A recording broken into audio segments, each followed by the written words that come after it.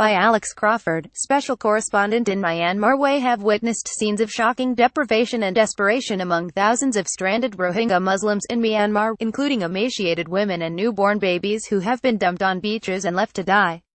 Sky News has managed to film the first independent evidence from Rakhine State, the center of Myanmar's brutal crackdown against the Rohingya. It shows a truly alarming humanitarian crisis of huge proportions is taking place right here, right now, as you are reading this. And there is little intervention by the international community to halt it. The situation is a humanitarian crisis of huge proportions. It also puts paid to the claim by the Myanmar authorities that its army is simply enforcing security to curb terrorist activity. We traveled by fishing boat in the middle of the night via a circuitous route from South Bangladesh to Myanmar. We are keeping the journey details secret to avoid the route being closed down by either the Bangladeshi or Myanmar authorities. The Rohingya crisis. All you need to know. When we landed at Dangkali Sor in Mongda district, there were crowds of people already in the shallows crying out for help. An elderly, severely malnourished woman was amongst the first we saw. Her arms and legs were so shrunken with lack of food, she could barely stand. As she fell forward, I reached out to help steady her and found I could put my fingers around her upper arm. She was so thin. We saw rows of babies who had been born on the beach. More than 600,000 Rohingya Muslims have fled from Buddhist-majority Myanmar to Bangladesh since late August. In desperation, refugees are building makeshift rafts to try to cross the Bangladesh-Myanmar border. Young children and the elderly struggle to cope with the lack of food and water, and poor conditions. A mother and father hold their two young children ahead of the crossing. Driven from their homes after a military crackdown. Many have lost everything they own. A young Rohingya boy cries as he disembarks from the crossing. After the perilous raft journey, refugees continue their journey on foot. A girl carries all her possessions on her head as she walks to a refugee camp. A young boy peeps through a bamboo barricade at a Bangladesh refugee camp. The Rohingya are regarded as illegal immigrants in Myanmar and most are stateless. One was delivered the day before we arrived, and still had her umbilical cord attached.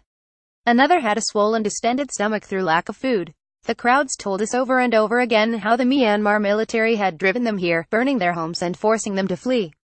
They are slaughtering us, destroying our houses, and raping our women, one young man told us. They spoke about being trapped on the beach, some for as long as 2 months.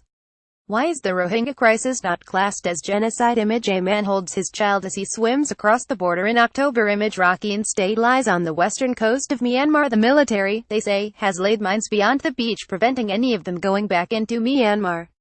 So here they are stranded on sand waiting for help, which never seems to arrive. Occasionally, desperate relatives in Bangladesh arrange for boats to sail over and pick groups up. Geldof handing back freedom of Dublin in Myanmar protest, but the journey is long and dangerous in the middle of the night. Most fishermen won't risk losing their livelihoods and possibly going to jail or being arrested by the much-feared Myanmar military. So they're just not waiting. We saw scores of young men busily trying to build their own raft out of bits of bamboo, string and discarded jerry cans. The structure was about 40 square feet. They had taken 5 days to build it and expected to finish it in another 5 days. Video. Rohingya women speak of torture and rape. The structure will be packed with families, some with very young children and babies, all balancing on top of this flimsy, homemade raft, and they will try to reach Bangladesh by paddling their way there. It is sheer desperation. It is difficult to imagine what further evidence the outside world needs to be convinced of the barbarity of what is going on in Myanmar. Hundreds of thousands of people have head overland to Bangladesh. The Director General of the UN's International Organization for Migration has told Sky News the number is expected to exceed 1 million in the coming weeks. They are now living in squalor there, with soaring malnutrition and disease rates. The miserable, trapped Rohingya families we saw in Rakhine State are those unable to make the trek by land because they are in the worst affected area.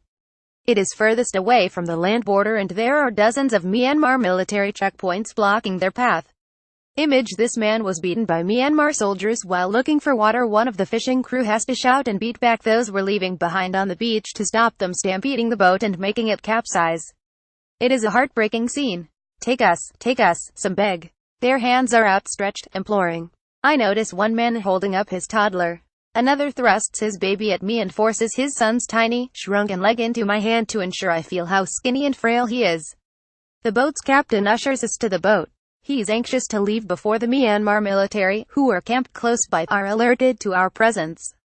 Video flow of human misery at Rohingya refugee camp. Our group chaotically clambers onto the boat. It has been anchored some distance from the shore to try to prevent a sudden rush of desperate people. Consequently, the passengers are waist-high in seawater trying to climb aboard, and waves smash against them and threaten to knock them over. The captain had told us he had space for about 15 people. In the end, about 30 adults, children and babies are on board, squashed together, taking up every available space. The gaunt, elderly woman we first met on arrival has been laid on the small shelf of wood against the bow. She is curled up, lying on her back. The crew hands out biscuits and water, and everyone hungrily devours them. This is the first nourishment many have had in days. The old woman beckons to me to give her some water and pulls herself up to take some. She tries to take just one gulp and finds she can't swallow. This is what happens with severe deprivation. Video inside a Rohingya refugee camp a couple of hours later, and we can see the lights of Bangladesh. The captain anchors some way offshore and urges his passengers to leave the boat quickly. He does not want to be arrested by the Bangladeshi border guards, who have been destroying fishing boats when they catch them with refugees on board. Within a few minutes, everyone has scrambled off the boat and headed for the trees fringing the beach. The elderly woman collapses in the water but is up and helped by one of the young men and escorted to the shoreline. They pause in a rice field for a brief rest. We feel like we have been born again, one family tells us. But their faces and demeanor are still very subdued, almost dazed with trauma. They gather up their bundles of belongings that they've managed to carry with them and head off into the darkness and the unknown. They have their lives but precious little else.